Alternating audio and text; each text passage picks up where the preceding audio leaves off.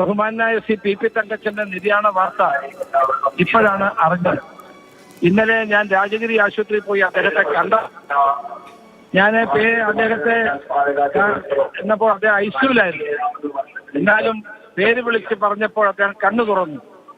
അത്ര പെട്ടെന്ന് അദ്ദേഹം നമ്മളെ വിട്ടുപിരിഞ്ഞു പോകുമെന്ന് ഒരിക്കലും കരുതിയതല്ല.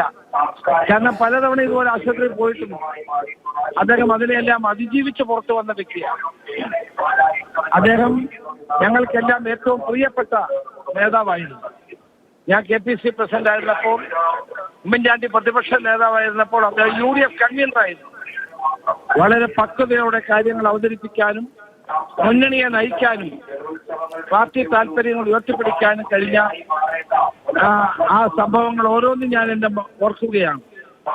അദ്ദേഹം KPCCയുടെ ആക്ടിംഗ് പ്രസിഡന്റായും പ്രവർത്തിച്ചു.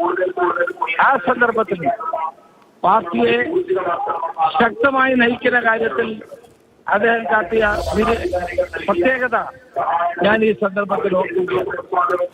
ഏറ്റെടുക്കുന്ന ഏത് ചുമതലയും സത്യസന്ധമായും ആത്മാർത്ഥമായും നാടിനും സമൂഹത്തിനും വേണ്ടി പ്രയോജനപ്പെടുത്തിയിട്ടുള്ള ഒരു നേതാവാണ് ഈ തങ്കച്ചൻ.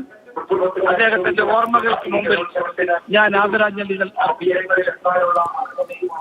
ശരി, വളരെ നന്ദി ശ്രീ രമേശ് ചെന്നിത്തല. അദ്ദേഹം പി തങ്കച്ചനെ അനുസ്മരിക്കുകയായിരുന്നു.